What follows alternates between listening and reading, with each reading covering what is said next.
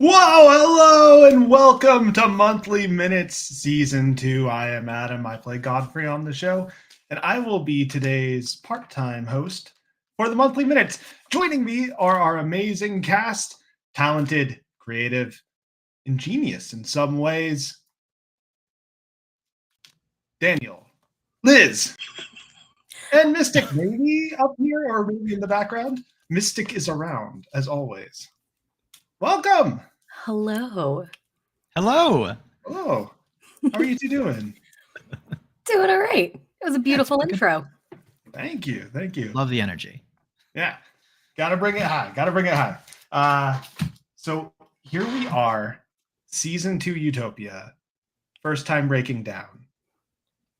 Well, maybe not breaking down, but breaking down the show at least. Mhm. How are you two doing? Like, how are you feeling?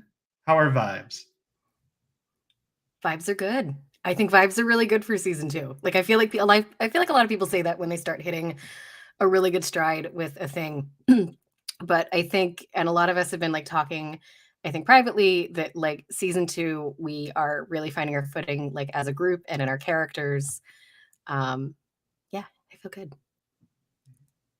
Yeah, same. I just everything that Liz said, and I mean, I talking about talking privately. I remember, was it during session or was it just after session that Liz and I were like messaging this moment? Like we were fangirling over, I think something that Livy had said, like a scene between Livy and Godfrey or something. But we were fangirling, I think, during session via chat. Just it, the vibes are great. I think we're all showing up to the table engaged and excited. I know I'm really excited about Morgus, but there's more secrets on display, right? So I'm excited for all the lore drops, mainly about all of the things that our characters have been hiding, that we as players have been hiding.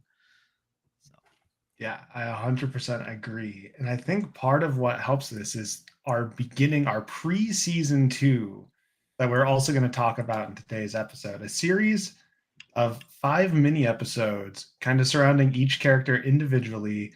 I apparently did not get the memo that these were supposed to be short when I did mine, because I'm looking at the timestamps for all of them, listening to them today. But we had Ziba's a Hero.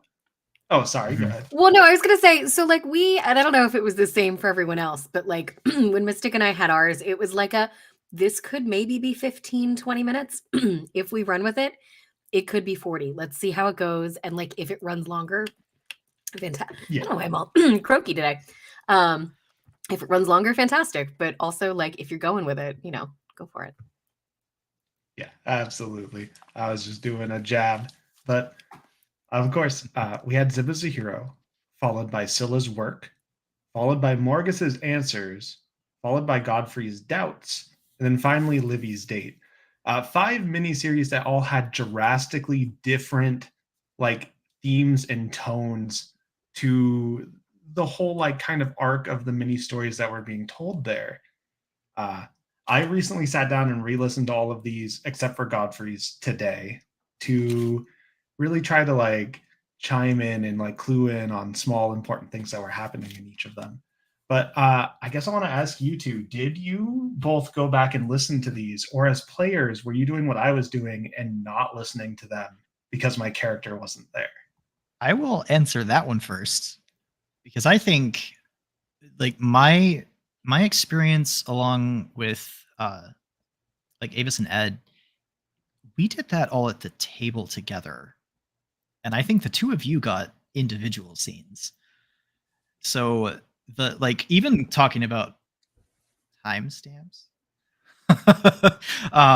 the I got to essentially sit in and listen to Ziba's and Livy's, like that's those little vignettes, and then we got to do Morgus's. I forget what order, but it was all of us at the table, and it was like we just kind of went around.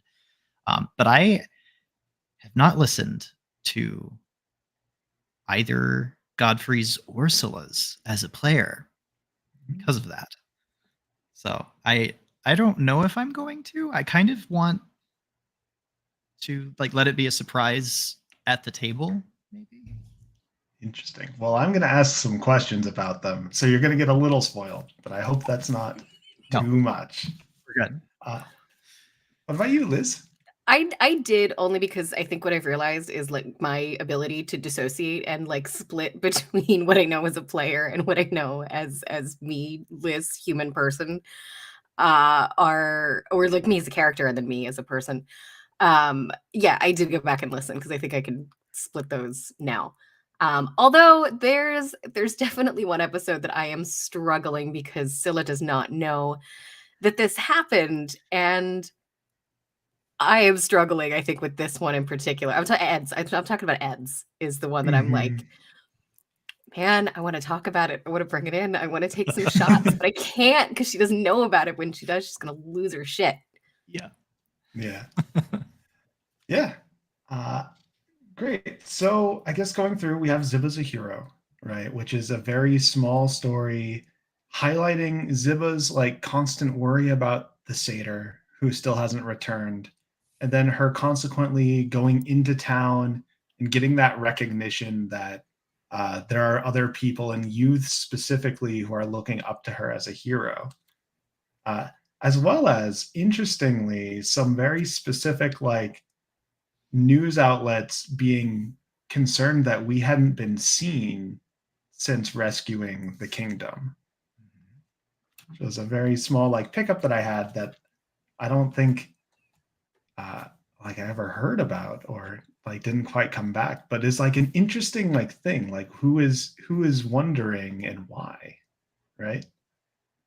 Especially considering, and maybe this is something that just clicked for me, is that we weren't really anybody before that. So the fact that our absence is noticed after just fucking off, it's like we weren't really anyone to begin with. So you make an interesting point. And while I didn't think I'd be taking notes in monthly minutes, you know, sometimes. Yeah. You got me hosting, the man with the corkboard and all of that. Yeah. Like, That was what's really happening over good. here? Well, no, 'cause Yeah. who was paying attention to us before that they would have, unless there's somebody like really watching us, and that fucks me up. The one person who I think would have like the wherewithal to be starting to do this would be King Thedonis, right? Because we learned some things about Reem there, and now there's like this extra layer of, is that just like trickery that's happening? Is there some like subcontextual manipulation that's trying to happen with that we just walked away from completely by being like, hey, we're gonna go into town, we're gonna get our things, we're gonna leave. This was great, but we have to do the next thing because that's how these things Yeah. go. I can't see Sierra right now, but I can picture Sierra's face right now I as don't you're even wanna describing all know. of this, especially the subtext. Yeah. But you know, I also read into things a little bit more than I think I should. But that's basically Ziba. Ziba's is like nice and short. It gives us a bunch of like reflective insight into where Ziba is like as a person, what she's feeling, where she's at. And then we go into Scylla's work, which opens up a little bit different than every other one. Because this story opens with Scylla waking up unsure of where she is and dressed in full armor. And then having like a whole scene that represents this idea that maybe Scylla was just like really hungover from the night before. There's a lot of imagery of like looking for things to eat and then almost hurling, but it was never explicitly said. And so I'm curious, was that intentional, or is that just supposed to be a subtextual understanding by the audience?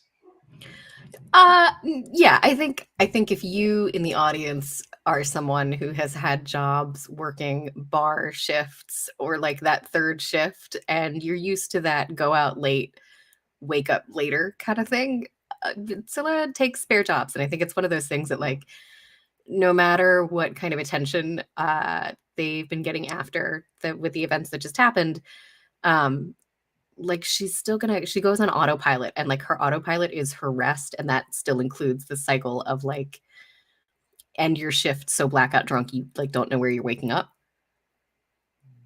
because she's a role model. That's what this character is doing. Yeah, that's what it is. There's definitely not some like extraplanar force who's taking control of Scylla's body every now No, and she's my then. after So school Scylla's, special girl. Of course. And then I guess not to spoil too much, but your story goes on. There's a lot of questions that come up in your work, as like including why are you still doing this? Kind of an idea. Some things happen. And then at the very end, you're recognized in kind of an unexpected space. And I'm keeping this very vague to not spoil the entire plot of your episode to our friend Daniel.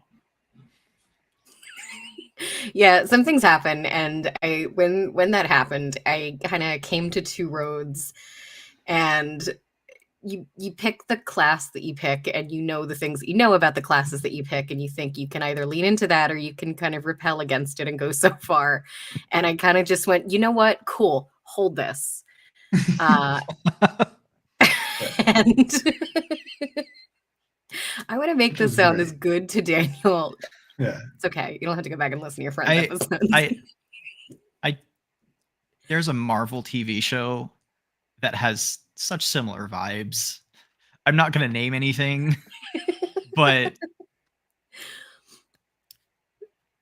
I'll send you a chat later. I'm so excited.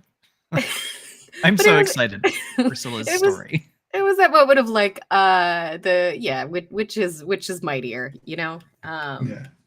And I think it paid off. And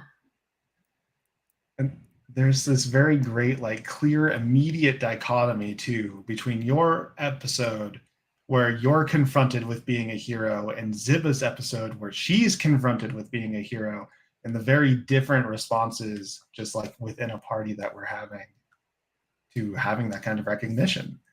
And I think that's really like an interesting point that we're going to continue, I think, to play with as a party, because I think everyone in the party has a very different idea of what being a hero is and how they view themselves in this newly like position of being heroic.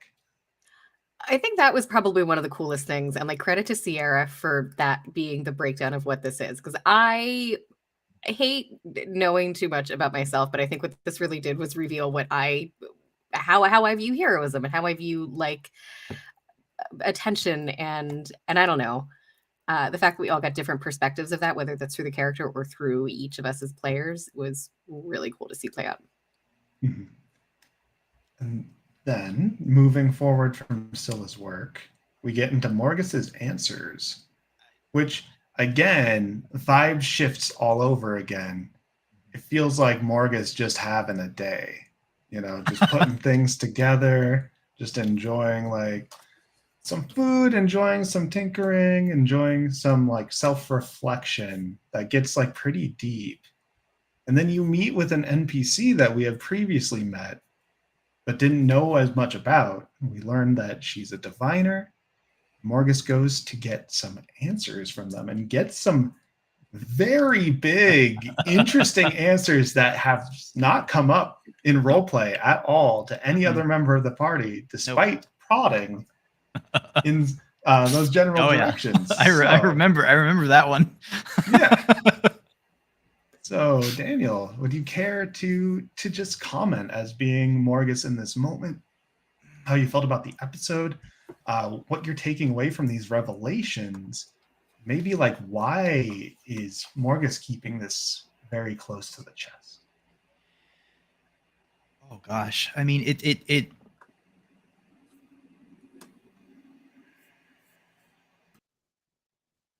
I'm trying to make sure that I remember what exactly those revelations were.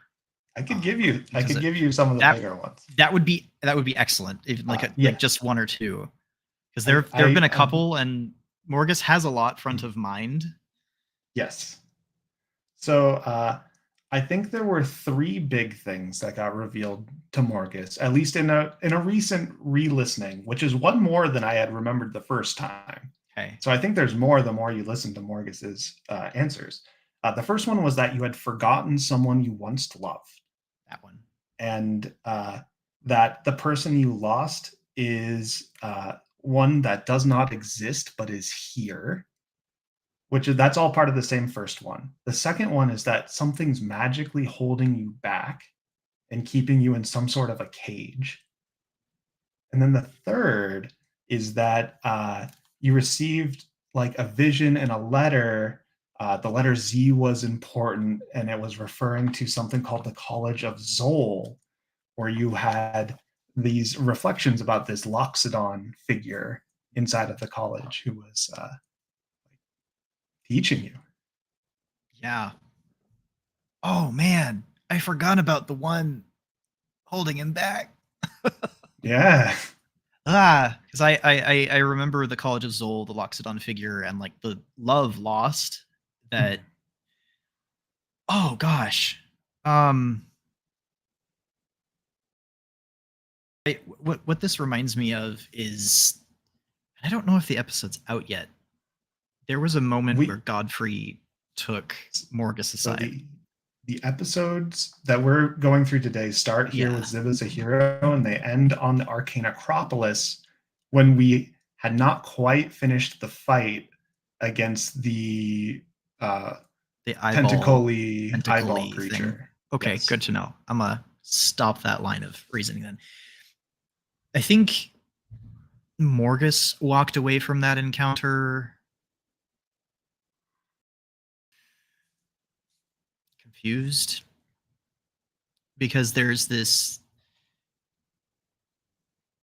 I think he's probably going to be thinking back on the moment that Maya conferred her blessing upon him after he like had a sermon like back in Wimston after we like rescued Wimston, the people of Wimston, most of them. Yeah. And that deep sense of betrayal that came from nowhere that he did not expect. And now he has a love lost, and there's this Loxodon figure. And Morgus is kind of like, who was this person to me? What kind of love was this? There's so many more questions than there are answers now. And Morgus is, I think, starting to feel like he's about to fall like out of balance, or like he's going to start reeling from the amount of questions that just keep coming up from each revelation. Of course he wants more, but I think he's growing a little apprehensive, you know, because he's not sure how these puzzles fit together, you know, and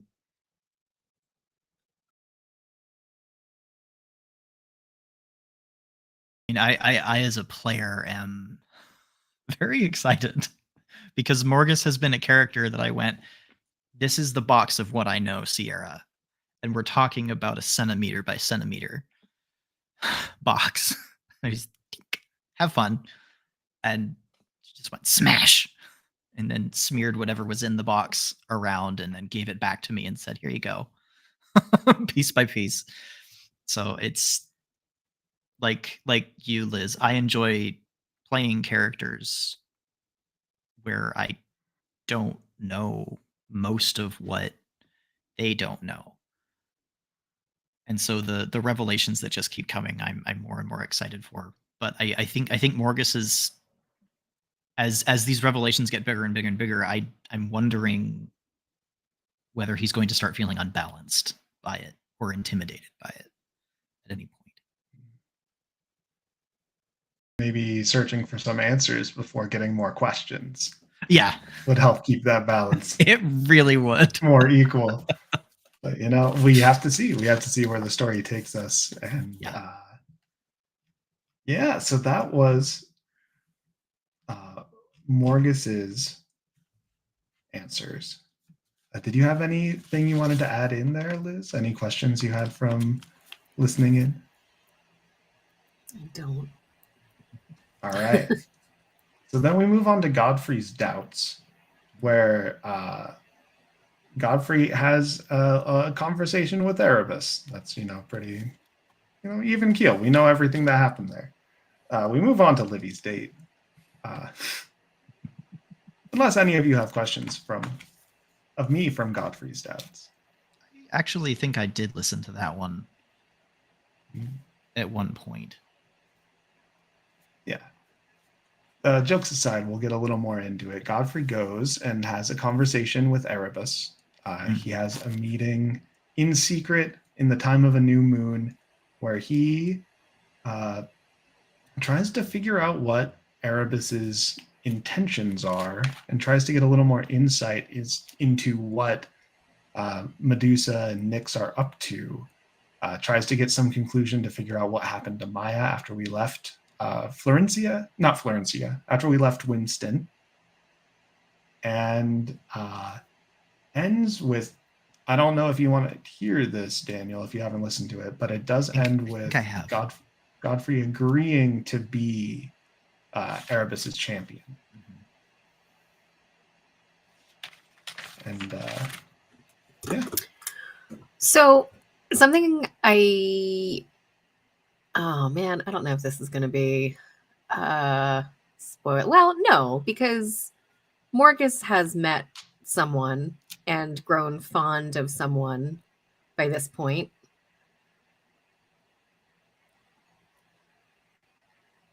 Same person as the Wednesday. So all right. So I think what I'm driving at here is that in this story, I think we become attached ever so slightly when we are presented with the choices that we are in Sierra's game. How are you as a player, not Godfrey, but how are your feelings I see you in the chat.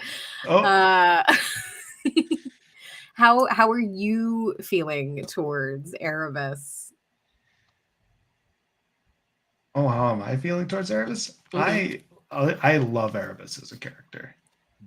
I think that it's as a player, I think Erebus is a really cool character. It's a really interesting path to try to go down. Was blatantly like given us the impression of being just outright evil, right? Erebus, our first introduction, they had just killed an entire ranger tower and just like had the bodies piled up, right?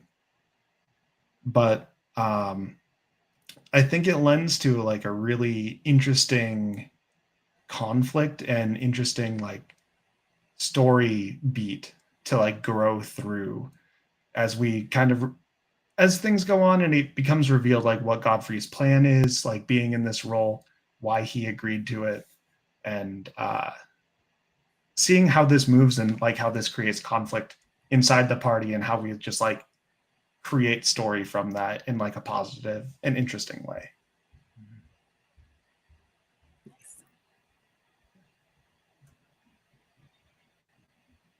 So yeah, after Godfrey's doubts, we move on to Livy's date, which is so we went from all of these themes and now we're in it's the date episode. It's just like, hey, we're here in the tower and I'm gonna sweep you away and then we're gonna montage date. And it was I love that that's what Ed asked for. We got to kind of ask for things and Ed was like, I wish I would have asked for, not at this point because it's not a place to be dating anyone, but like I love that. Yeah, it was really cool and it was an interesting just extra look into an area of the world that we are obviously like we were pushed towards and we had an impact on, but that we've just basically said, see ya. We're going to go do something else. We'll be back soon, maybe. Yeah, I mean, Livy's romantic, but also... Yeah, that was really fun. It was interesting. What are my notes on that? The notes, we see now that in this downtime, Livy has created this relationship with King Thedonis as well as with Enanoth. And that there's some sort of rapport happening there between all of them. Like King Thedonis has a title for Livy, which may or may not be really facetious, but it might also be genuine. it's one of those things you can't tell based on who Reem is, right? I just got in my head, in some universe, Livy is our Tom Wambsgans to the Roy family, and he's just cozying up to get in. No, am I losing? No, all right. Livy's trying to put himself in succession for the throne of Florencia. Oh, Long that con. kind of casts the episode in a new light. He gets in. He gets in with Enanoth, you know? Yeah. Yeah. Also, a little bit of this extra, like, it's giving Livy this ability to like sow seeds of like thoughts within Enanoth, to maybe like have Enanoth take this different path from what might be like preordained for that character. It'll be interesting to see how those seeds like sprout when we as the party aren't there, right? When we eventually, hopefully return, to see if there's been like a positive impact from that. Yes. Oh yeah, in the piano scene with the princess, call out from chat, very cute scene. Yeah, I remember listening in on Livy's scene with Enanoth. I mean, I was vibing, it was great, but I think, I wish I could remember exactly what was said, but there was a line, and it kind of centers on that like thoughtful exchange of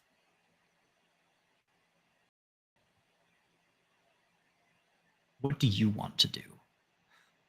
Right? That theme of what about self-determination? And that scene is probably one of my favorite scenes with Livy so far in the campaign.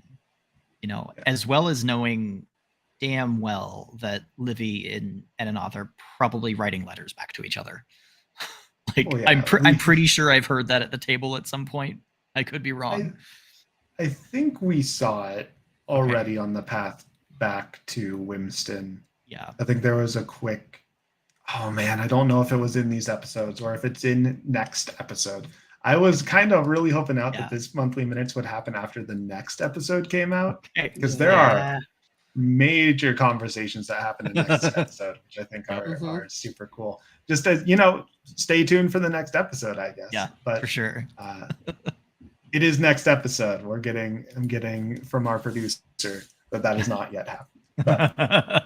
But to get back on track, that was the end of Livy's date.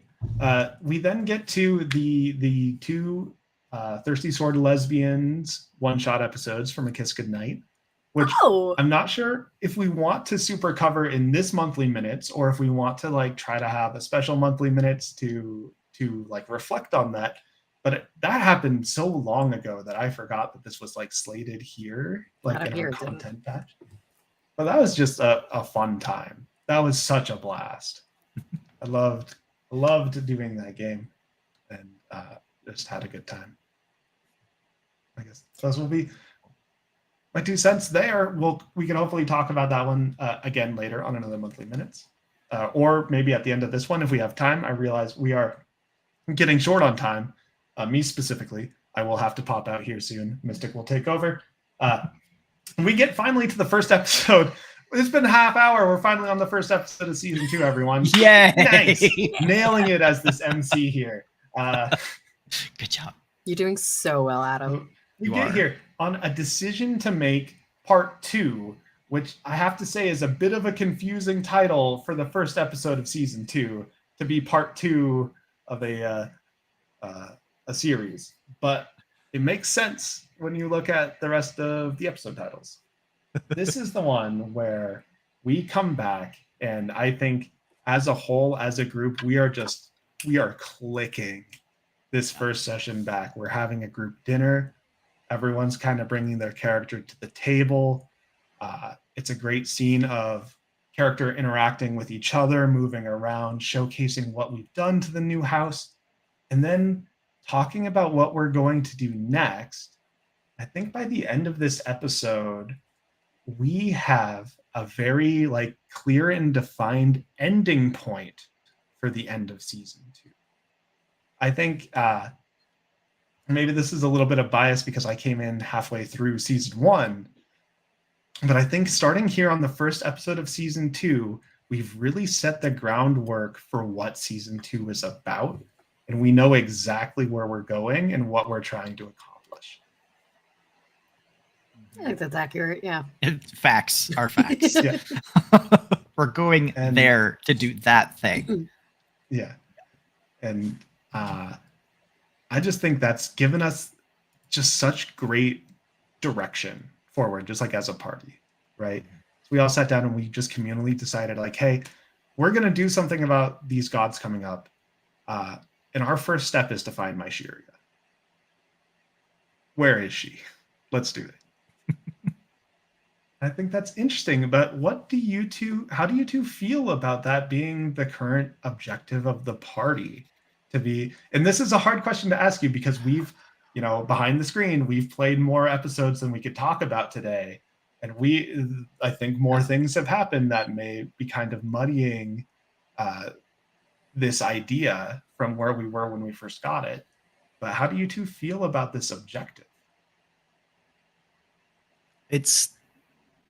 Oh no, go ahead, Liz. No, after you.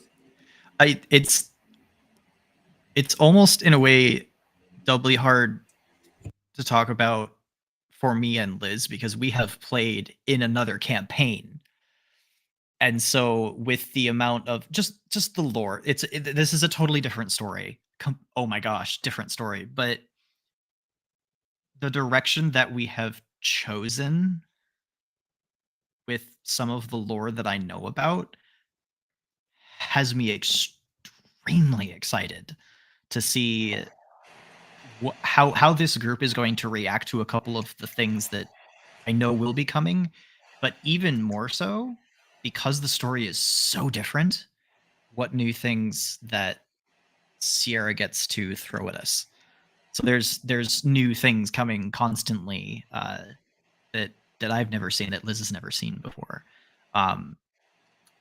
So that's kind of where I'm coming from. But I also I agree, the focus in that direction gives us kind of a foundation with which to make decisions in character from.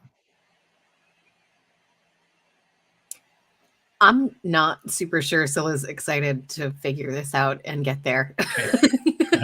Like, I don't know. I think what I really hope is that in playing this character who's like a little, as much as I think she's a lot like me, the class and the level at which I'm playing her are new territory for me. And one of the things that I've sort of built in that I'm not necessarily trying to be so secretive about it as like a slow leak, not expositional, is like the fact that she's a little bit detached from her faith and the way that she was raised. And I think pursuing something that could either like confirm or deny that is a really terrifying proposition.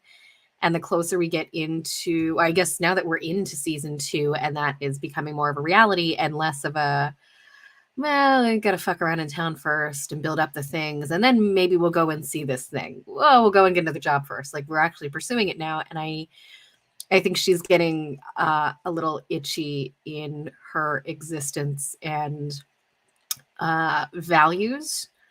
And I think probably sooner rather than later, we're going to see kind of what that means for her relationships. Don't say. That is interesting. That is not what I expected, but I'm excited for that angle. That I is. think we have The paladin doesn't want to go find God. No, thank you. Yeah. No, there's I can't wait for more episodes to come out. That's all I'm gonna say. Yeah. Okay. I'm going to waffle just a little bit to let Mystic come in because I do unfortunately have to get it going. And I think if I launch into another question, hey, Mystic's here. Hello. Hang on. Say what you just said in chat to the people on screen. Go ahead. I dare you. What? I said episode 9 Scylla gets her Zank moment. If you know, you know. Yeah. Oh, Oh, yeah. okay. Season 1. Oh. Darth V, that's great. Yeah, I'm excited. Thank you all for having me. Hopefully, you. I will be more conscientious the next time we schedule one of these and be able to make it for the full period of time. But thank you all. Have a great time. Enjoy Adam, Monthly great. Minutes. See you next Hope time. nothing You weird great, Adam. happens at work. Bye. Bye. Love that. What were we talking about? Episode 1 still? Yes. I think we were talking about was a good segue to episode 2, where Scylla has that moment in the backyard in the garden. The moment that starts a lot of the stuff for Scylla in season 2, I think. It was, yeah. Talk about it. What? I don't know. What do you want to talk about? Yeah, no, well, again, like so it's not so much, I think my cast members think I'm being really secretive. I'm going to let the chat in on a secret here. It is partly an exploration of playing a new class, but also like, oh man, at this point, like I don't want you all to be disappointed, and it's an exploration of this character's faith. And so that moment in the back of the garden, and kind of really getting into, and I think what I'm really trying to do here is like, you don't get these things when you just meet someone. So I think people being let into the personal things, the things that we keep closest with, the things that are maybe family, are intimidating. And when you are finding your place in a new group, and when you are finding family in a new group, those things can be scary to let others into. And so what I'm really trying to bring across is the timing of how those relationships are built, and when do you let people see those things in you, and how do you trust that those people are going to be accepting of that.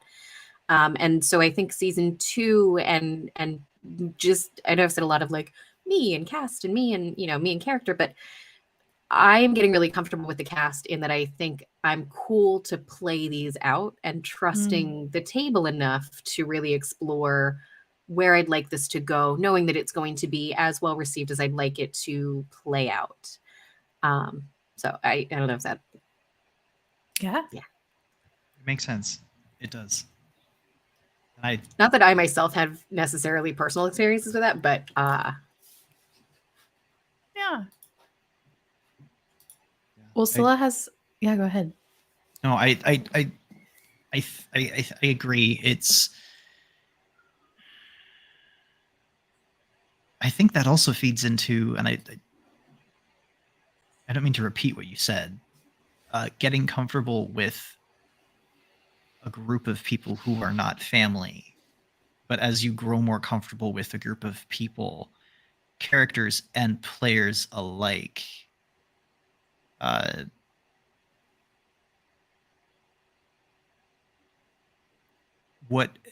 it's a symptom isn't the right word. It is a result of we as players really building that trust. It's evidence of that.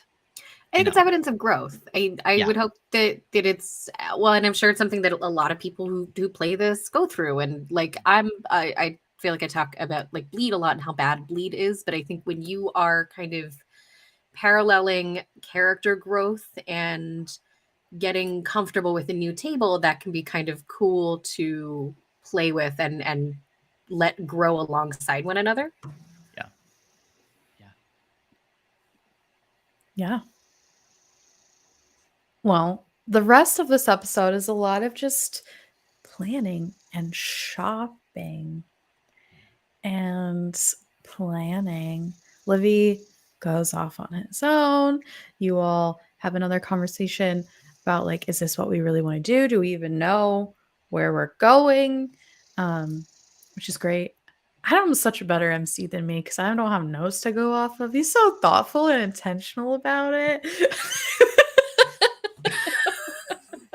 It's almost like you two should have some sort of style-based podcast where you compare the things that you're both really good at, but also You know, what a great idea. because you're both fantastic in your own different, unique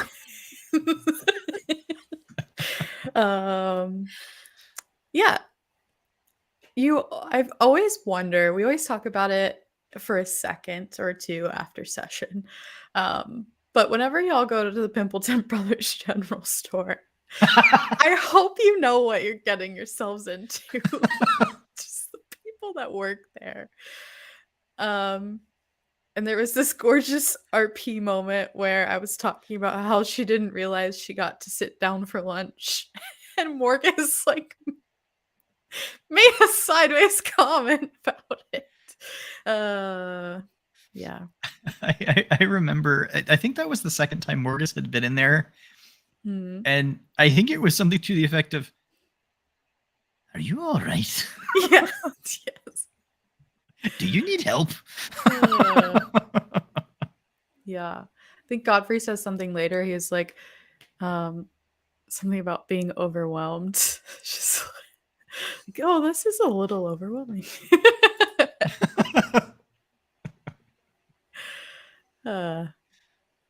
But for those, since we talked about it a little bit, this woman is the same woman that was in the Thirsty Sword Lesbians one shot.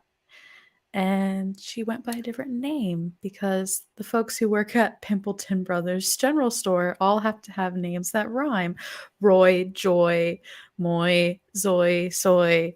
And all their last names have to be Pimpleton. Little lore drop for you. I can see how hard the realization just hit Liz. Yeah, no, so much of that is just falling into place for me right now, and I don't like much of it. So wait, so is this is the performer then that we went to go and see? The woman who Bramble spoke to Yeah. and like ended up in a puddle of tears at the end. Uh-huh. Yeah. Mm-hmm. Anyway. No, she wasn't all right. She did need help. Her heart was broken by Bramble. Oh no. For the sake of time though, we shopped. We did the thing. And then we go to the carousel court. Livy has an awesome moment with King Thedonis.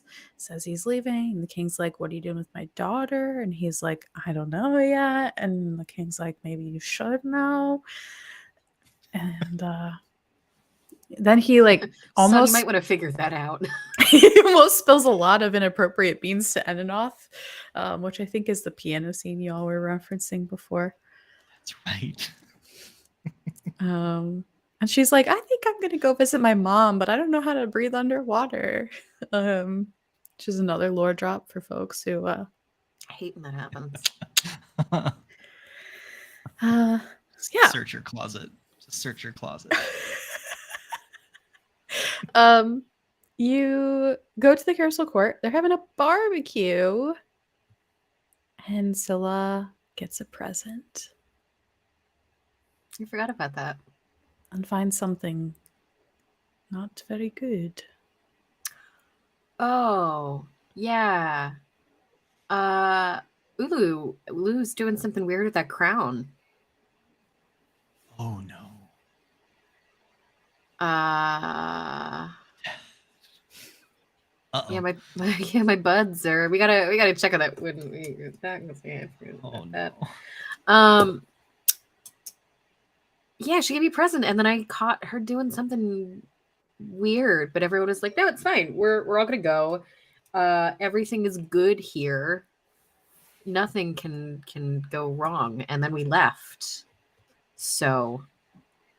Mm-hmm. Was it like the last? No, we didn't find the crown with those satyrs. The satyrs were looking for the crown. Ziba had the crown from the dream. Never mind. Yeah. Thank you, Sierra. For just nodding, yes.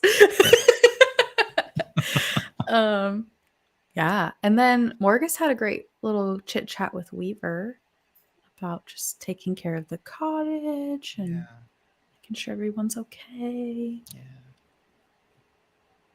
Yeah. And Livy Morgus asked. No, never mind. Not important. Livy asked Fern to teach Eninoth magic, which is really interesting as well. And then you set off. You don't make it very far. We never do. You make it like half a day walking. And then you let Scylla, or not Scylla, Ziba try to find camp. And Avis rolls a nat 1. As you do. As you do. As you do. And she wakes up to find her pack gone. And on goes the chaos. I'm still remembering how viscerally I reacted to the description of the slime. Yeah. That moment. Because like that was both me and yes, that was character bleed, but like Morgus has cleaned that backpack so many times that he's just sitting here. I think I actually looked at Livy and I was like, I'm not doing it this time. Yeah. Not doing it. Oh man. Yes. Nobody has Darcy, prestidigitation? Her backpack. I do. Oh my god. Livy does. We both have prestidigitation, but Livy was like, no, it's her backpack. She should clean it. And Morgus is like, she's not going to. Everything's gonna smell like crab again. Yup. Which is why Morgus was like, ah. Anyway. So yeah, Scylla finds Priorities. a hole under the bush next to where she was sleeping and starts taking her sword to like figure out where this thing under the ground is gone. Just stabbing her sword into the ground. Yeah. And then you come across a dead humanoid with a few statues. And Ziba sees her backpack near the dead humanoid. And Immediately goes for it. in there, you all fight some iconic D&D buggies. A carrion stalker and some carrion crawlers. Meh. Great. So much fun. Love it. Someone rolled something really high before y'all even got there to like get some information on what kind of creature it was. And I figured y'all knew exactly what you were coming up against. But y'all seemed surprised, which was nice for me. Here's another confession I'll make. I don't ever know what we're fighting until you put the picture in. Until you show us. I have no fucking idea. I can maybe tell you we're fighting a beholder before we've seen it. No fucking way could I tell you. Knowles at this point. Knowles, I think. Yeah. I didn't expect Grassy those ones. things to be in that place. Oh, really? No, and I maybe I should have, but I didn't. You know, and I think it was Livy that like somebody rolled a history check once we saw it. I think it was Livy. It was like, oh, we should maybe like these aren't great. Yeah. And then in the middle of fighting those, the stone statues come to life and start asking you for help. That I think might have been worse than a weeping angel. I think when I saw those, I was like, she's gonna weeping angel us, and that might have been worse. Like being asked by the Tin Man to be killed instead of for oil is, I think, markedly more horrifying. I definitely remember hesitating that combat of like, Yeah. not firebolt. There was definitely an entire round of combat where everyone was just like, what do we do? Yeah. Well, maybe I not murder. I kind of don't want to murder. Kind of want to help. Ziba was like, Yeah. Godfrey, you got this. And then, yeah, everyone was just kind of like, ooh. And then Godfrey's like, how do I help you? And they were like, kill me. Okay. Okay. Firebolt.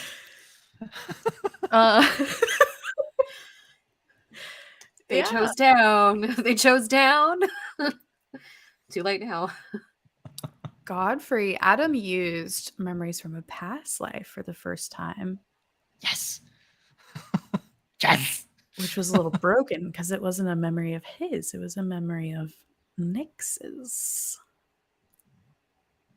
I don't know if y'all caught that or not. Wait, no, I'm thinking of a different memory on a different episode, so never mind. Yeah. What did y'all think of that fight? Was it? I don't think my fights are ever scary for you all. You're too good at buffing and nerfing each other. So I like here's what am I trying to say? I feel like in theory, my Wednesday character who has like a ton of spells, there's always like a ton of additions to it. I can like stack a bunch of things. It's like a bunch of fucking D8s.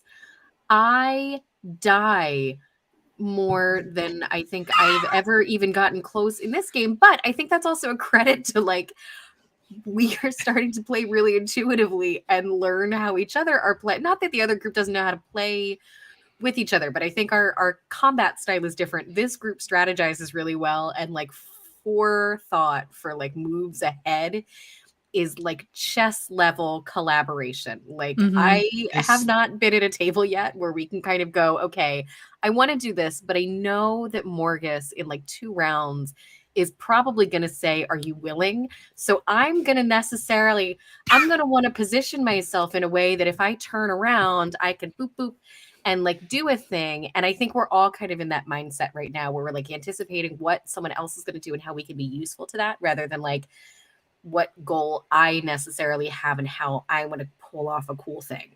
Yeah. Not that we're not pulling off cool things, but we're like setting each other up to do a cool thing rather than like needing to fulfill that. Mechanically speaking, the podcast party it clicks very well. We're also learning our abilities very well and how to apply them. You know, I mean, I've also learned that I have this. Is it a perversion for making characters that just ruin the DM's plans and or just say, no, you're going to do this now. You know, Morgus is a control wizard, and my Wednesday character is, haha, you can only hit me. Disadvantage on everything you roll. Armor class, you know. So it's I like making characters that disrupt the DM's plans. I think we need to make Morgus a D&D sex symbol with just his picture in a GIF and you saying, "Are you willing?" Are you willing? In the way Are you that willing? you say it. You've got command. You literally say kneel. Like The command is grovel. Oh, grovel. First of Grovel. all, Right, mine was gonna be kneel.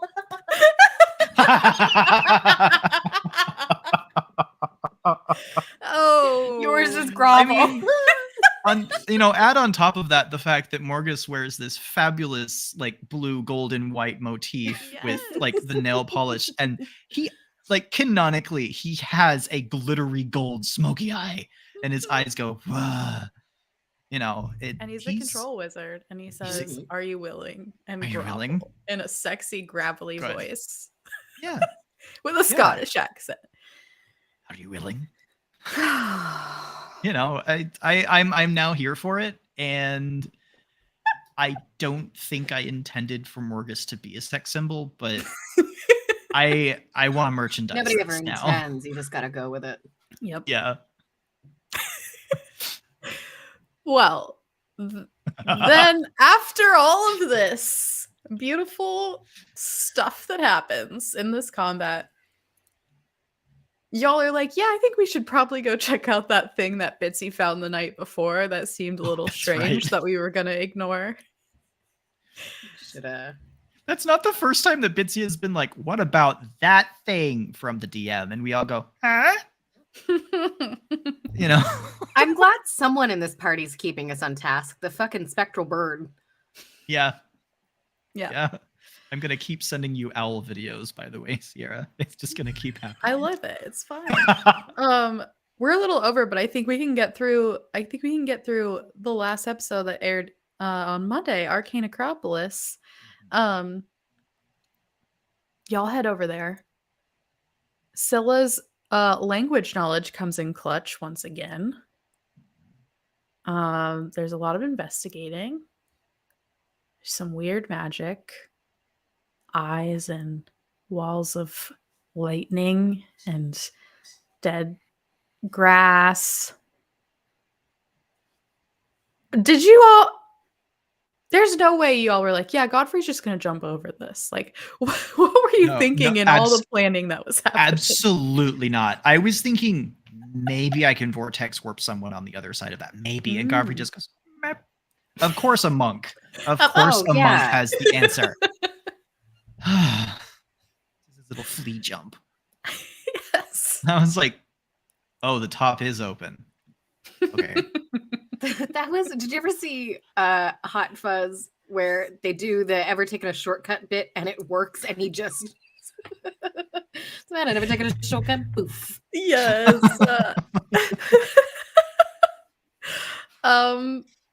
Yeah, but before that, there's some really great role play that happens. Mobster, yes, the best sex symbols were forged accidentally. That is very true.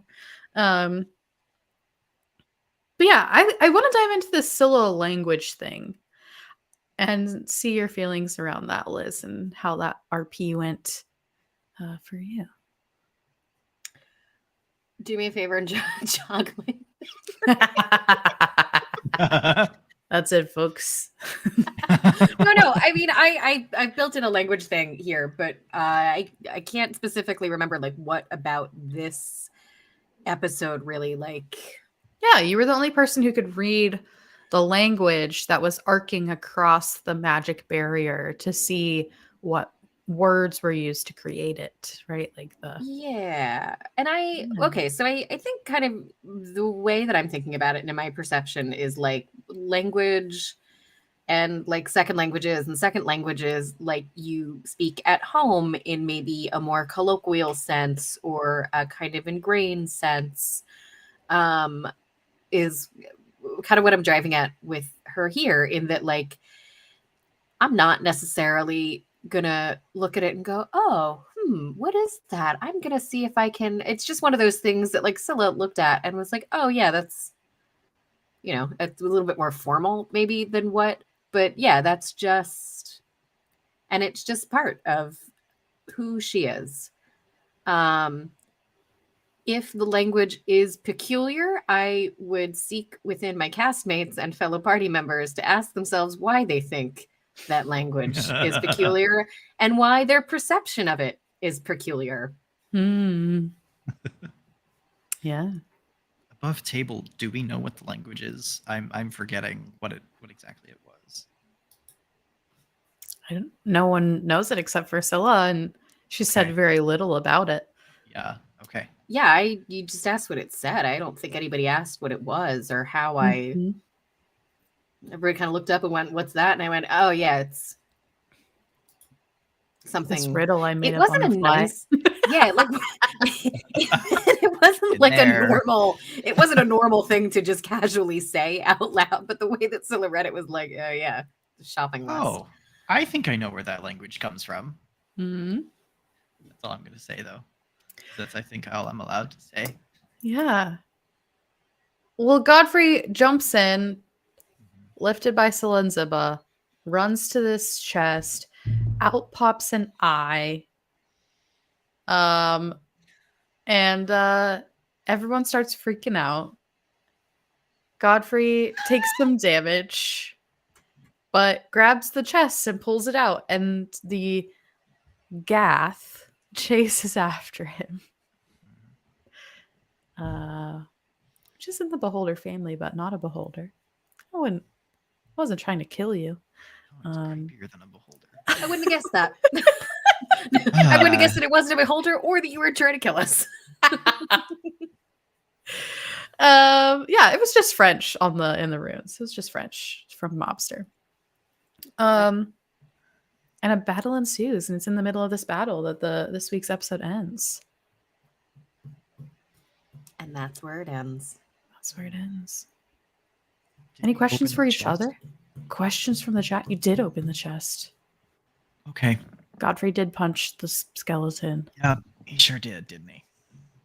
Oh, yeah. He did punch the skeleton. Yeah, hang on. Let's talk about that. It was a really small skeleton. Was like what part humanoid? I take that Part- back. I don't want to talk about this. Had hooves for feet and snakes, Thanks for skeletons hair. on its hair. And it was Mhm. small. It was really small. Small. So there were skeletons in season 1 that traumatized Godfrey, and he rolled a die just himself to see if Godfrey was gonna freak out or not. And apparently he rolled for the freak out and just started punching the Yeah, the skeleton. monster you want is not in this chat right now. You need to go find him on Twitter because he punched the baby skeleton, not us. But it was a fun lore drop for me. Yeah. Yeah. Yeah. Yeah. Poor Morgus. Punched the baby. Anyone have any questions? Questions for each other? Questions for me? We're a little over, but I can hang out for a few more minutes if y'all can. Like I always should have questions, but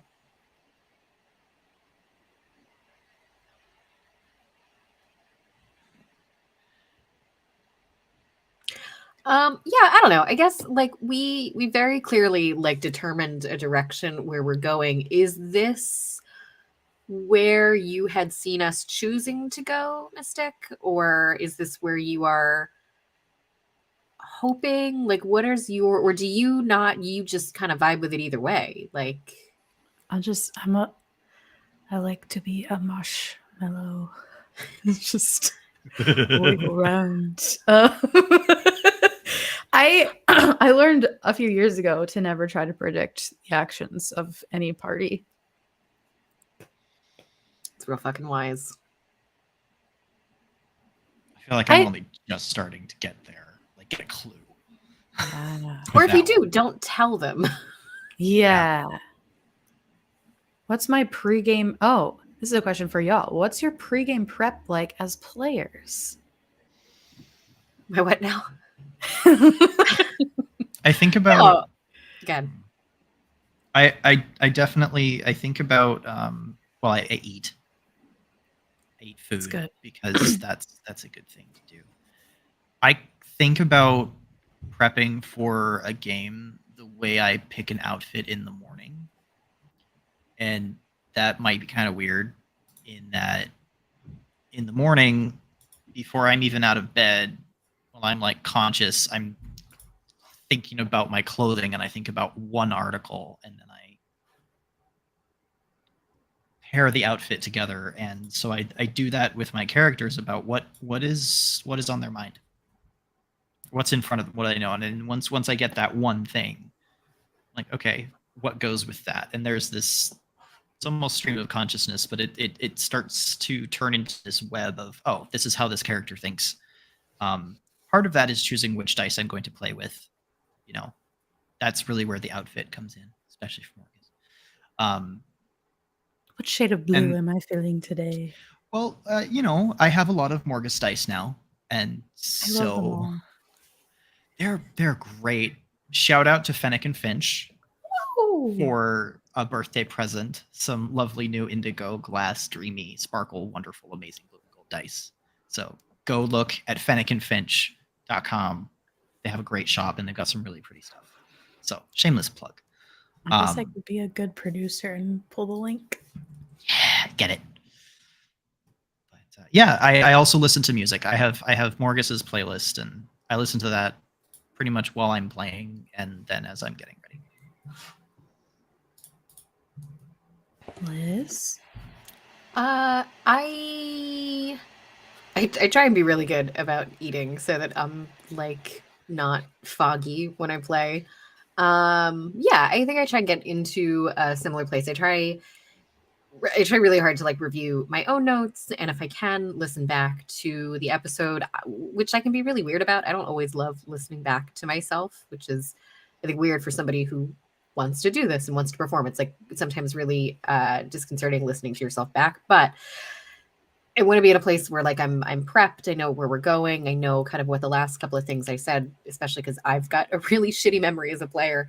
And then I think our little like pre-session questions, sometimes I don't know who knows this, especially like in the chat, but we'll do like little starter things to get us all in the headspace. And I find that really helpful. Especially if I can't really sit down and like make the transfer directly from work into game space. That'll really help bring me into Scylla, especially because it's a character that I drop my own register for a little bit. And so really, as much as I can get into that ahead of time, helps kind of jumpstart that when we hit record. My pregame prep is make sure my work call is done in time so I can log on. Yeah. That's literally it. Stress about it, and then we all join together. How do you prep as a dungeon master? Stress about it. I As a should player, add, though, my only Yeah. prep for Daniel's game is to go get bubble tea and listen to my playlist. I'm so happy that that's your prep for my game as a player. Like, how do you prep for your character? I get bubble tea. I get bubble tea to play my edgy blood hunter. Yeah, bubble tea for an edgy blood hunter. Of course you do. I will add that for Morgus in particular, I do it for most of my characters, but for Morgus in particular, as like part of like Mike's setup and listening to myself, I say his name enough to like sort of flip into Morgus's accent. I don't even know what kind of accent it is anymore. It's just Morgus at this point. But yeah, I think that's great. Well, cool. I think we're gonna call it there. Thank you both for joining. welcome. Thank you for having me. Thanks for having us. We have a goal to have 5 subs on Twitch. If you're not subscribed and you're watching on Twitch, smash that sub button. You get a free one if you're a Prime member. Just add us with your Prime Gaming membership. Just over here. I don't know. It's down here. Down here. Subscribe on YouTube, like the video, follow us on the socials, join our Discord, tip us on Ko-Fi. All the things. Literally, there's a litany of things you can do. But really, just keep watching and tell your friends. And that's all. Any other words of wisdom, you two? Just come hang out with us. We're a group of great people and we're having a great time and we want to include all of you in that. So let's build an army.